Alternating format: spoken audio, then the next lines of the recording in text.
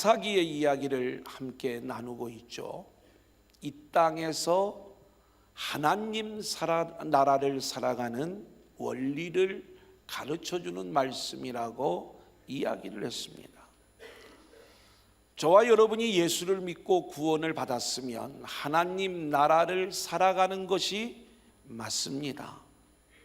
그럼에도 불구하고 우리가 하나님 나라의 삶을 누리지 못하고 여전히 깨어진 마음으로 살아갈 수밖에 없는 것은 끊임없이 우리 안에서 나오는 죄성 때문에 그렇죠. 이스라엘 백성들도 애굽에서 출애굽을 이루고 가나안 땅에 들어와 있지만 하나님의 은혜로 안식을 누려야 될 안식의 땅에서 여전히 죄를 짓는 모습으로 하나님 나라의 질서가 깨어져 하나님의 징계를 받는 모습이 반복적으로 등장을 하는 거예요. 그때마다 하나님은 실제로 이들의 죄에 대하여 징치하시면서 이스라엘이 돌아오기를 소망하는 것입니다. 이스라엘 백성들은 고난과 환난의 시기 때마다 회개하고 돌아오는데 하나님께 살려달라고 외치며 부르짖을 때 하나님이 예수 그리스도를 모형하는 사사를 보내셔서 이들을 구원하고 하나님 나라를 회복하는 이야기가 사사기의 이야기가 되는 거예요. 우리는 온니엘의 이야기, 에웃의 이야기, 삼갈의 이야기, 드보라 이야기, 그리고 기드온 이야기까지를 공부를 했습니다. 그리고 우리는 오늘 돌라 야일의 이야기를 공부하기 전에 지난 시간에 아주 중요한 사울 왕 이전에 가나안 땅에서 스스로 왕이 되었던 아비멜렉에 대한 이야기를 함께 나누었죠. 자, 이제 돌라와 야일이라고 하는 사사 이야기로 넘어갑니다. 지난번에는 우리가 삼갈 이야기를 공부할 적에 삼갈 이야기는 딱 사사기의 한 절로 구성이 되어져 있고요. 오늘 돌라의 이야기는 두 절, 그리고 야일의 이야기는 석 절로 구성이 되어져 있습니다. 물론 짧은 지식을 가지고는 이 본문을 가지고 한 사람을 한 번 설교할 수 있을까, 이런 여러 가지 생각들이 들기도 하지만 지난번에 삼가를 가지고 우리가 한 주에 말씀을 나누었던 것처럼 돌라와 야일을 분리해서 우리가 함께 말씀을 나눌 수 있음에도 불구하고 이 돌라 이야기와 야일 이야기는 같은 성격을 품고 있는 내용을 담고 있는 것입니다. 아비멜렉 이후에 그 다음 사사인 입다가 등장하기까지 이 돌라와 야일의 사역은 다른 사사들하고는 그 성격이 조금은 다른 그 모습을 우리에게 보여주고 있는 거예요. 미천한 사람들입니다. 역시 내놓을 것이 없는 사람들입니다. 그런데 이 사람들을 통해 하나님이 진행하시는 하나님 나라의 역사가 오늘 말씀 속에 나타나고 있는 거예요. 우리가 오늘 이 말씀을 함께 나누면서 은혜 받을 수 있기를 소원하고 오늘 말씀 속에 담겨 있는 복음의 비밀을 함께 찾아갈 수 있기를 소망합니다. 자, 한번 따라해 볼까요? 일사갈 사람 돌라. 일사갈 사람 돌라. 1절 한번 같이 읽겠습니다. 시작. 아비멜렉의 뒤를 이어서 일사갈 사람 도도의 손자 부하의 아들 돌라가 일어나서 이스라엘을 구원하니라. 자, 우리가 사사를 보면 대부분 사사는 전쟁의 영웅으로 등장을 했습니다. 굉장히 미천한 사람들이었지만 하나님의 영이 임함으로 이들을 대적의 손에서 구원해내는 역할을 바로 사사들이 감당을 하는 거죠. 자, 그런데 이 전쟁의 때가 지나가고 이스라엘의 상황이 좋아진 거예요. 어떤 상황이냐? 우리는 삼갈의 날과 야빈의 날의 이야기를 알고 있어요. 사람들이 대로로 다니지 못하고 대적들이 두려워 좁은 길로 오솔길로 다니는 상황이에요. 기드온 시대의 이야기를 알고 있어요.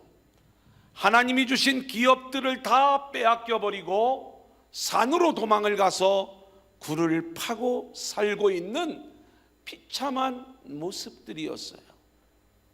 자, 그런데 그 비참한 상황 속에서 하나님은 기드온의 300용사를 통해 13만 5천이라고 하는 미디안 대군을 물리치고 이 나라에 놀라운 은혜가 임하게 되었다, 이 말입니다.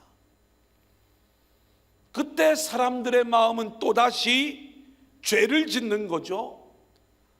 보이지 않는 하나님 대신에 눈에 보이는 기드온이 자기들의 왕이 되어주기를 요청하고 있는 거예요. 기드온이 이야기를 합니다. 나와 내 아들들은 너희를 다스리지 않을 것이다. 그리고 이스라엘은 오직 여호와 하나님의 다스림만을 받아야 된다. 여러분, 이게 하나님 나라의 기본적 원리인 것입니다. 사람을 따라가 사람을 통하여 이루어지는 나라가 아니라 오직 하나님의 다스림만이 이루어지는 나라, 말씀의 통치만이 이루어지는 나라가 하나님의 나라인 줄로 믿습니다. 그런데 기드온이 죽고 난 다음에 여전히 사람들은 자기들을 다스려 줄 수 있는 눈에 보이는 왕을 원하고 있는데 이 사람들의 마음을 이용하여 스스로 왕이 되고자 했던 인물이 아비멜렉이었어요. 지난주에 함께 나누었던 것처럼 이 아비멜렉은 그렇게 사람들의 마음을 이용하면서 자기 형제 70명을 죽이고 계략을 꾸며 왕이 되지만 죄 가운데 있는 인생, 하나님이 악한 영을 허락하시는 순간에 아비멜렉과 세겜 사람들의 연합이 깨어지게 되고 결국 둘 다 죽임을 당하면서 하나님의 심판에 처하게 되는 장면을 우리는 보게 되었습니다. 이런 시대적 배경 속에서 등장한 사사가 누구냐? 돌라인 거예요. 한번 따라해 볼까요? 돌라. 빙글빙글 돌라는 얘기가 아닙니다. 잊지 말라고 제가 이 돌라라고 하는 이름, 아주 중요한 이름의 의미가 있어요. 이사갈 사람이라고 했습니다. 창세기 30장 18절 한번 같이 볼까요? 시작. 레아가 이르되 내가 내 시녀를 내 남편에게 주었으므로 하나님이 내게 그 값을 주셨다 하고 그 이름을 이사갈이라 하였으며. 레아가 낳은 5번째 아들이 이사갈이고요. 그 이사갈 지파에 오늘 말씀해 보니까 도도의 손자 부하의 아들 돌라, 이렇게 돌라를 표현을 하고 있는 거예요. 그러니까 이 돌라는 그 아버지 할아버지가 어떤 인물인지 우리는 모르지만 성경에 그 이름들이 기록되어 있는 걸로 보아 신앙의 가문 속에서 성장한 인물이다, 이렇게 말씀을 드릴 수가 있겠습니다. 자, 그런데 이 돌라가 일어나서 이스라엘을 구원하였다는 거예요. 여러분, 이스라엘이 지금 어떤 대적의 침입이 있는 상황이 아닙니다. 그런데 뭔가 하나님의 은혜로 평강이 주어지고 있는 상황임에도 불구하고 이스라엘 안에 하나님 나라의 질서가 깨어진 모습이에요. 특별히 오늘 우리가 함께 나누게 되는 이 에브라임 지파의 문제, 그리고 아비멜렉을 왕으로 세우고자 했던 이스라엘 백성들의 마음의 문제, 이 문제를 해결하고 하나님 나라의 질서를 유지시키고 회복시켰던 사사, 이것이 바로 돌라의 사역이 되는 것입니다. 원래 이 이사갈 지파는요, 어디를 차지하게 되냐면 갈릴리 북쪽 지역을 분배를 받게 됩니다. 그래서 여기서 살아가야 될 이 이사갈 지파의 돌라가 지금 어디에 가서 선교를 하고 있느냐? 4절 한번 같이 읽어볼까요? 2절 같이 읽어볼까요? 1절 하반절부터 2절까지입니다. 그가 시작. 그가 에브라임 산지에 3일에 건조하면서 이스라엘의 사사가 된 지 23년 만에 죽음에 3일에 장사되었더라. 여러분, 지금 갈릴리 북쪽에 있어야 될 사람이 갈릴리 남쪽 에브라임 지파의 땅으로 내려오는 거예요. 3일이라고 하는 것은 훗날 사마리아 지역의 위치를 이야기하는 거예요. 근데 여기에는 누가 살고 있느냐? 에브라임 지파 사람들이 살고 있는데, 이 에브라임 지파는요 상당히 교만한 지파였고, 실제로 요셉이 장자 지파를 이루게 되는데 요셉의 두 아들 중에 에브라임이 장자의 복을 받게 되지요. 그러다 보니까 이 에브라임은 언제나 다른 지파보다 내가 우선이 되어야 돼, 내가 장자가 되어야 돼, 내가 뛰어난 존재가 되어야 돼, 이런 생각을 가지고 있었던 거예요. 우리가 이미 8장에서 공부를 했습니다마는 기드온이 미디안 대군을 물리쳤을 때에 이 에브라임 지파 사람들이 기드온을 찾아와서 항변을 하죠. 왜 전쟁을 하면서 우리에게 알리지 않았느냐? 전쟁의 영광을 왜 너희가 독차지하느냐? 이 말에 대하여 기드온이 자신의 공로는 1%도 없고 모든 일들을 하나님이 이루신 일들로 이야기하면서 그 공로를 에브라임 지파에게 돌려줌으로 그 위기를 벗어나는 이야기를 보게 되잖아요. 우리가 앞으로 입다의 이야기를 공부하겠습니다마는 이 입다가 암몬 족속을 물리쳤을 때 에브라임 지파가 똑같이 와서 이야기를 합니다. 이번에는 더 심하게 이야기를 하는 거예요. 너와 내 집을 불살라 버리겠다.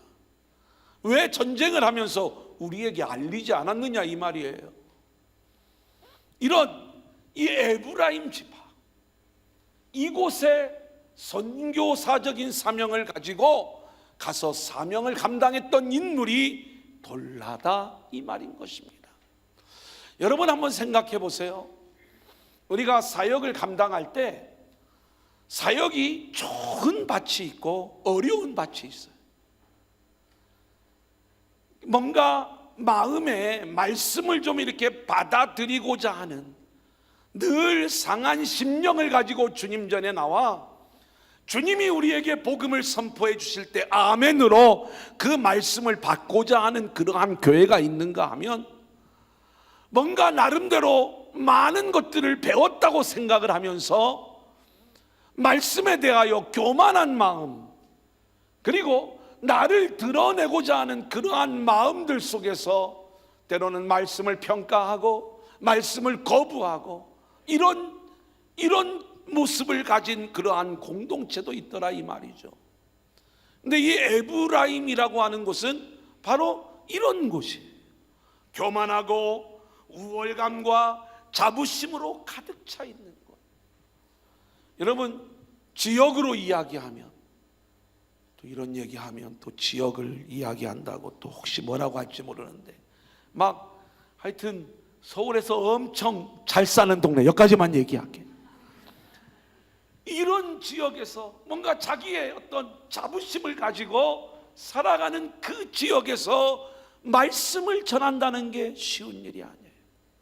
더군다나 이 돌라의 사역은요, 그 이름 속에서 철저히 그리스도의 사역이었던 것을 보여주는데, 돌라라고 하는 이름의 뜻이 두 가지 의미를 가지고 있어요. 하나는 벌레라는 의미를 가지고 있고요, 또 하나는 진홍빛이라고 하는 의미를 가지고 있어요. 여러분, 이 내용이 참 우리에게 많은 것들을 묵상하게 해주는데, 오늘 이 이사갈 사람 돌라가 자기의 거주지에서 그렇게 교만하고 우월감을 가지고 살아가는 에브라임 사람 땅으로 들어가서 주의 복음을 전하며 사명을 감당하는데, 그 자신의 모습은 사람들로부터 무시를 당하고 멸시를 당하는 벌레와도 같은 그러한 모습으로 그 땅에 들어가 그 사람들에게 짓밟히는 그 모습 속에서 진홍빛 색깔을, 그러한 진홍빛 피를 흘려가면서 무려 23년이라고 하는 그 사명을 감당하고, 그리고 하나님의 부르심을 받은 이야기가 돌라의 이야기다, 이 말이에요. 여러분, 그렇다면 이 돌라의 이야기는 예수 그리스도의 이야기를 우리에게 그대로 보여주고 있고, 에브라임 사람들 이야기는 오늘도 여전히 교만하고 완악한 가운데 이 자리에 나와 있는 저와 여러분의 모습을 이야기하는 것 아니냐, 이 말인 거예요. 사랑하는 여러분, 우리 인생들은요, 원래 죄인이요 영원한 저주와 죽음 가운데 처할 수밖에 없는 인생들인데, 사람들은 저마다 자기 잘난 맛에 자기를 영웅으로 삼으며 그 알량한 자존심들을 지키기 위하여 싸우며 살아가는 것, 그리고 하나님의 주인 되심을 거부하고 내가 내 인생의 주인이 되어 자기 중심적인 에브라임의 인생을 살아가는 것, 이것이 우리들이에요. 이러한 우리들을 위하여 하늘로부터 벌레의 모습으로 미천하고 그렇게 보잘것없는 모습으로 이 땅에 오셔서 진홍빛 보혈의 피를 흘려주시고 그렇게 우리를 구원해 주신 분이 계신데, 그분이 바로 예수 그리스도이신 거예요. 오늘 돌라의 이야기는 바로 그 주님의 사역을 우리 가운데 보여주는 그 놀라운 선교적 일들을 보여주고 있는 것입니다. 두 번째 한번 따라해 볼까요? 길르앗 사람 야일. 길르앗 사람 야일. 오늘 3절 말씀을 우리 같이 보겠습니다. 시작.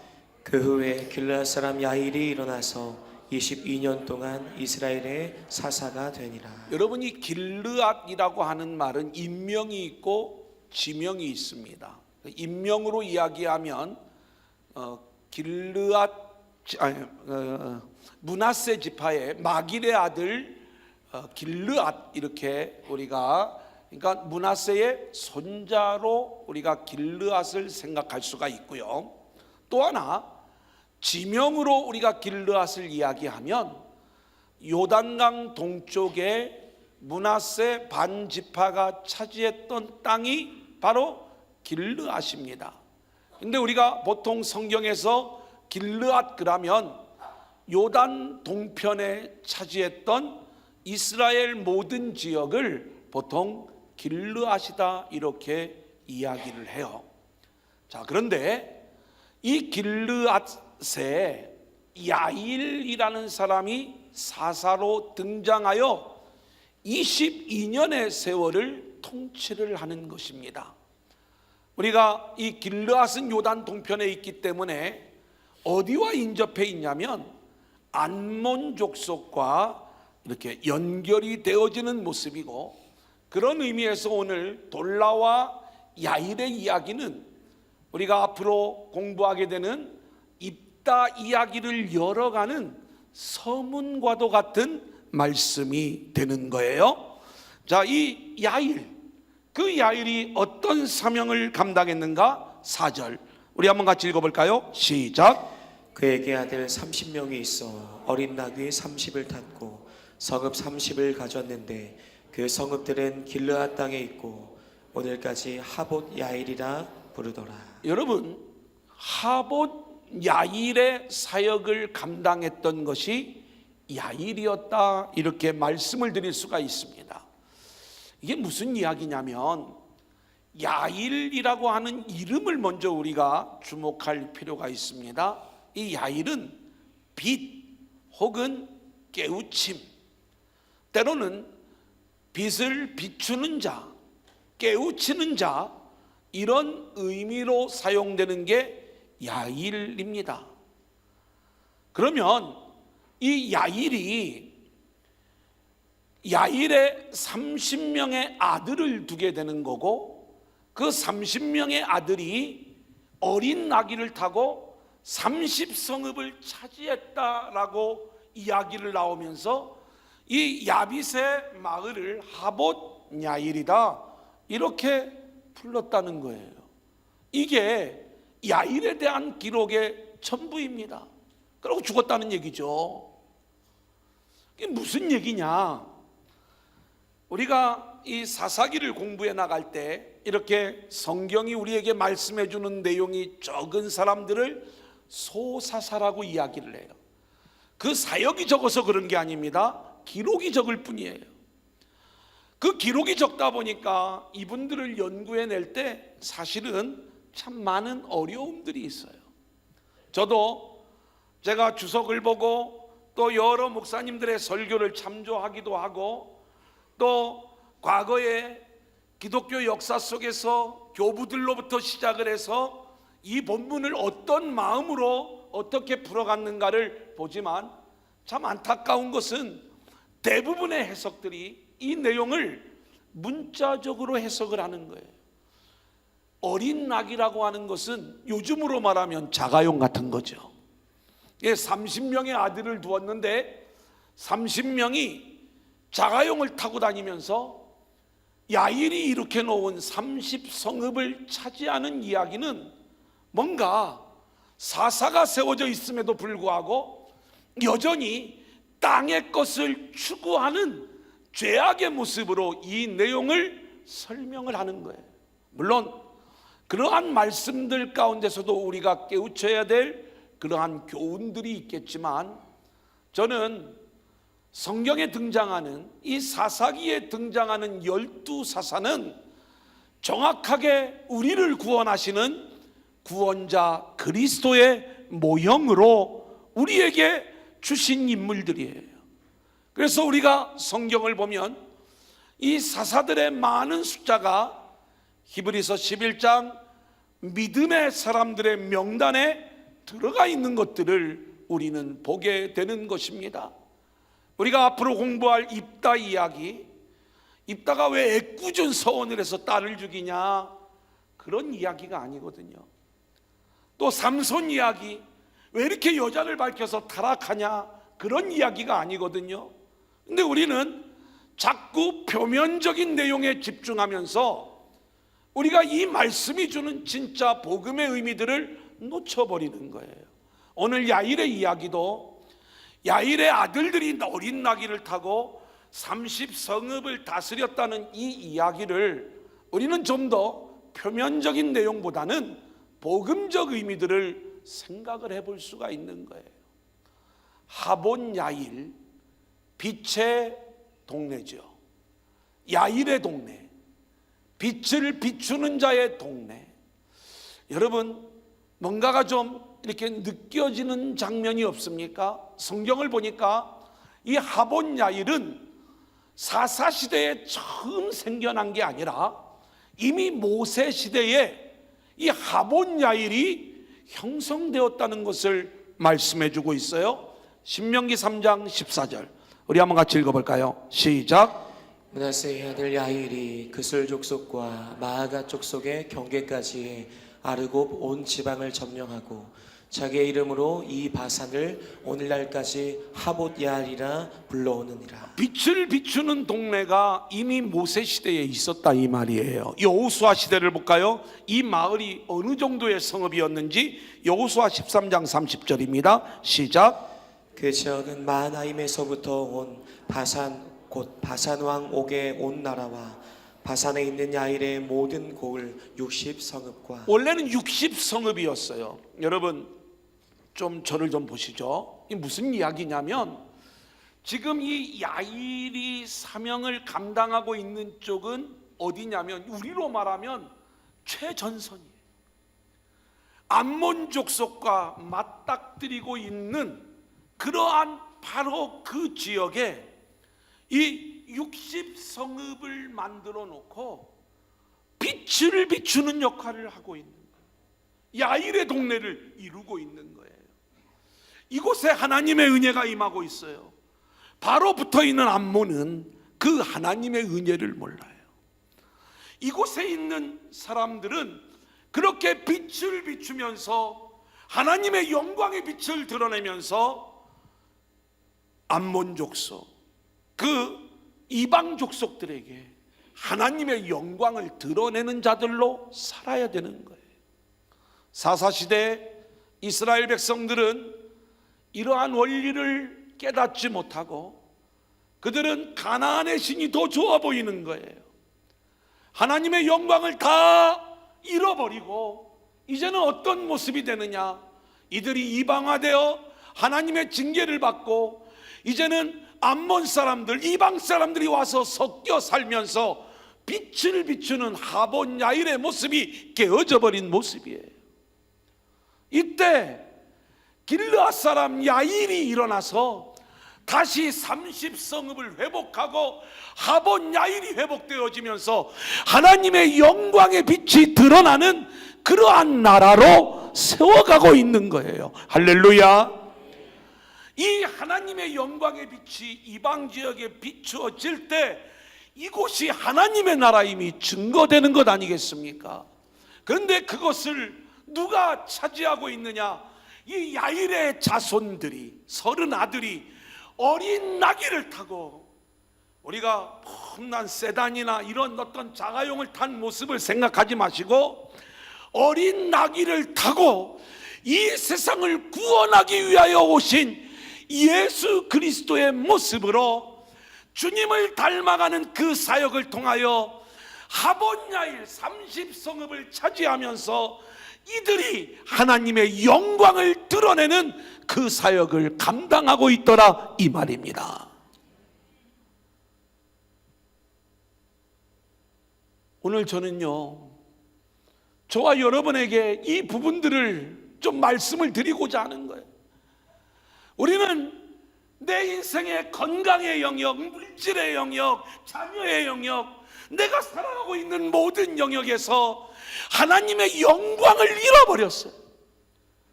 땅의 가치가 우리 안에 들어오면서 우리는 하나님의 통치를 받지 않고 가나안이 좋은 거요, 세상이 좋은 거요, 완전히 무너진 그러한 삶을 우리가 살아가고 있어요. 우리에게 야일이 오셔야 되는 줄로 믿습니다. 그리스도가 오셔야 되는 줄로 믿습니다.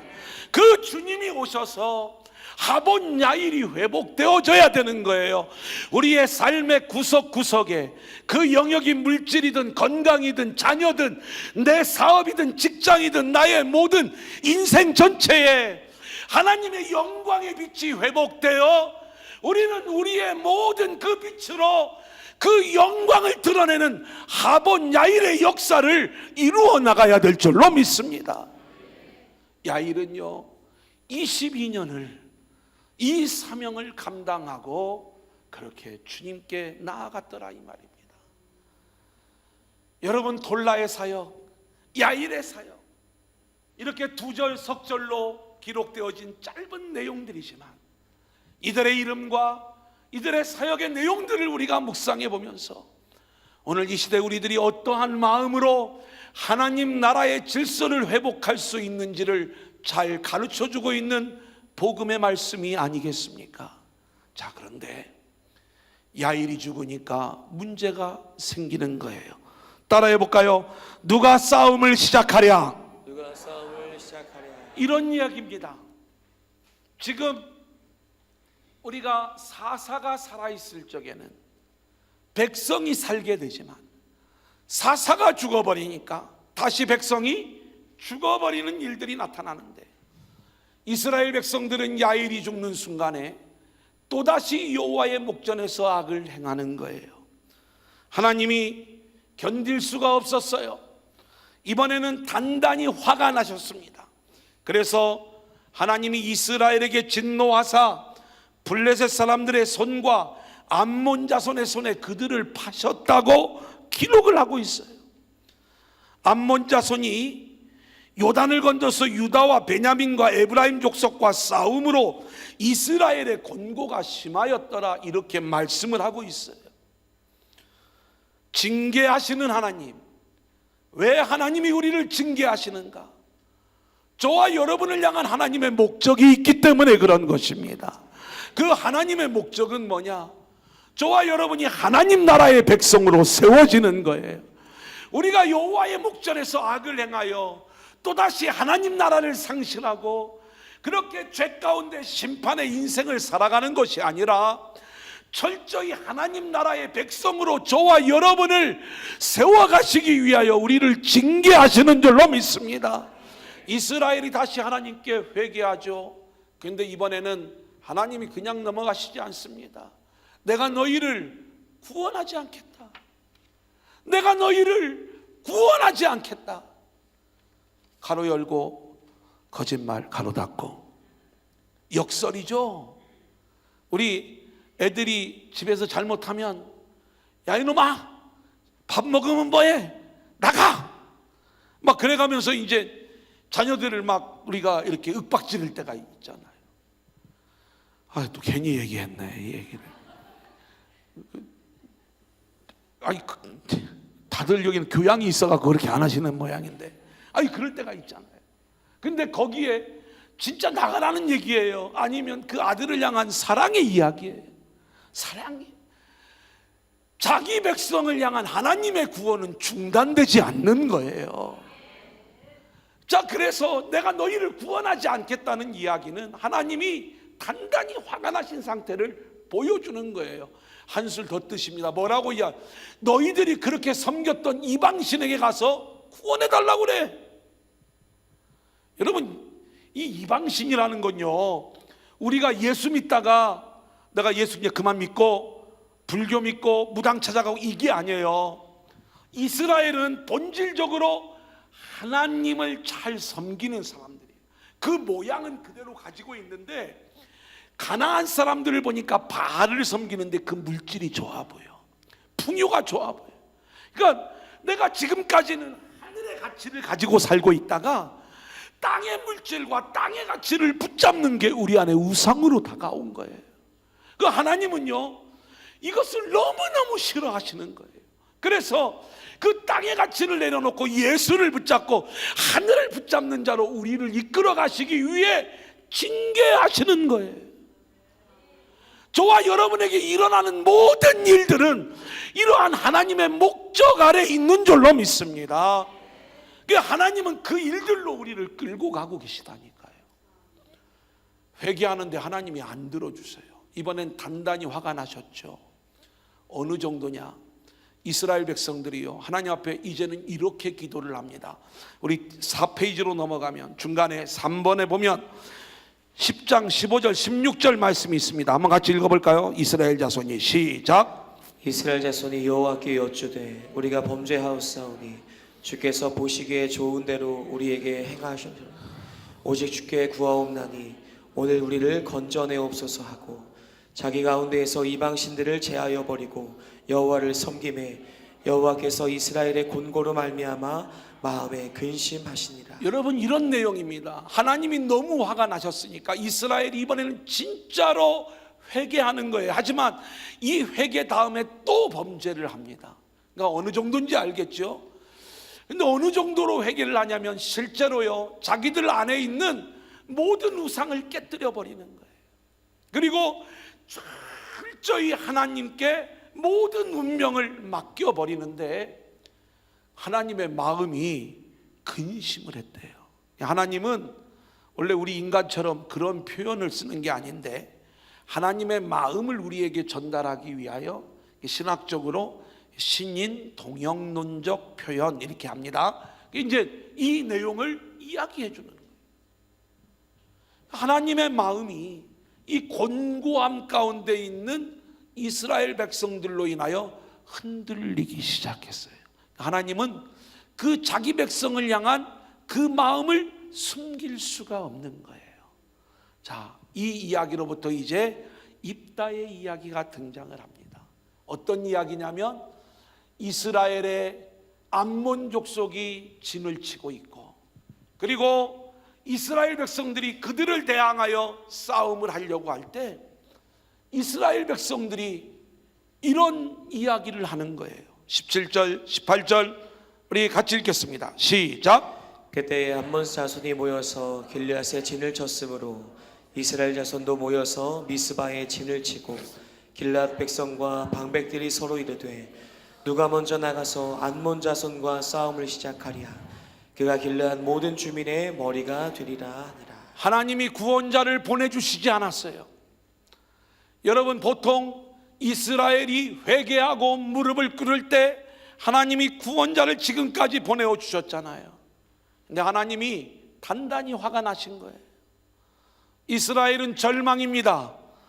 누가 나가서 암몬 자손과 싸움을 시작하냐. 자신들이 도저히 싸울 수 없는 상황이라는 걸 너무나도 잘 알아요. 자신들의 무능함, 연약함, 이제 누군가가 나타나서 우리를 대신하여 싸워줄 구원자를 기다리고 요청하고 있는 이 이스라엘의 모습을 우리 가운데 보여주고 있는 것입니다. 우리가 다음 주에 공부를 하겠지만 하나님이 입다를 보내어 주시지 않습니다. 길르앗 백성들과 방백들이요 입다를 모셔오는 겁니다. 하나님이 그 일을 승인해 주시는 거예요. 이전에 이야기하고는 그 상황이 다르게 진행하고 있어요. 하지만 분명한 건 저와 여러분을 향한 하나님의 계획은 영원한 심판, 영원한 멸망이 아니라 우리가 그렇게 넘어져 있고 멸망의 자리에 있던 우리가 다시 세움을 받아 하나님 나라의 백성으로 구원함을 받는 것, 이것이 하나님의 본래의 목적이었듯인 줄로 믿습니다. 그래서 하나님은요 실제로 우리를 위한 최고의 구원자를 예비해 놓으셨어요. 누가 우리를 위하여 암몬 자손과 싸움을 시작하랴. 누가 먼저 나가서 이 암몬 자손과 싸움을 시작하랴. 악한 영과 원수들과의 싸움. 나는 싸울 수 없고 나는 패할 수밖에 없지만 나를 대신하여 싸워줄 구원자가 누구실까 요청하고 있는 이 이스라엘 백성을 향하여 이제 개봉박두죠. 11장에 하나님은 입다를 준비해 놓으시고 하나님의 일을 진행하고 계신 줄로 믿습니다. 사랑하는 여러분, 오늘 저와 여러분의 인생도 마찬가지예요. 우리의 인생은 시시때때로 이 악한 영들이 우리를 계속해서 공격해 오면서 우리를 절망으로 멸망으로 우리를 밀어뜨리려고 하는 이 영적 전쟁의 상황을 살아가고 있어요. 우리는 그들을 이길 수가 없어요. 내 힘으로는 능히 당해낼 수가 없어요. 이때 우리의 마음속에 누가 먼저 나가서 악한 영들과 싸움을 시작하랴. 여러분, 오늘 이 시간 말씀을 통하여 영의 눈이 열릴 수 있기를 소원하는데, 이미 우리를 위하여 싸움을 진행하고 계시는 하나님이 보내신 구원자 예수 그리스도가 우리 앞에 보여줄 수 있기를 소원합니다. 대장 되신 예수님이 이미 이 싸움을 시작하고 있다고요. 우리는 그 주님을 믿고 나아가기만 하면 예수의 승리가 우리의 승리가 되고 예수의 나라가 우리의 나라가 될 줄로 믿습니다. 이게 하나님 나라의 회복인 거예요. 말씀을 정리합니다. 돌라와 야일, 하나님 나라의 질서가 깨어져 버린 모습이에요. 모두가 에브라임이에요. 모두가 아비멜렉이에요.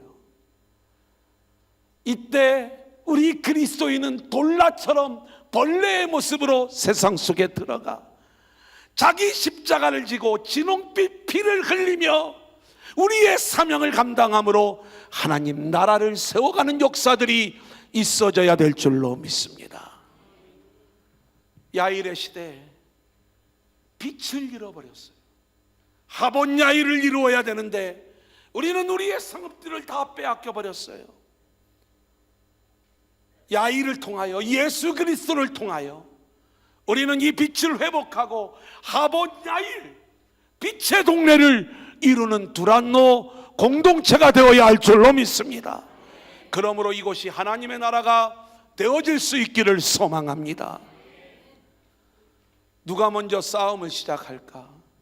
우리는 늘 우리를 공격해오는 악한 영들의 위협 앞에 놓여있는 인생들이에요. 이 싸움을 이길 수가 없어요. 하지만 우리를 포기하지 않고 끝까지 우리를 구원하시는 하나님이, 우리를 위한 구원자 예수 그리스도를 우리에게 이미 보내어 주신 줄로 믿습니다. 그 주님이 싸우고 계시다고요. 그 주님과 연합하여 놀라운 승리를 이루고 하나님 나라의 주인공들로 세워지는 저와 여러분들이 될 수 있기를 주님의 이름으로 간절히 축원합니다.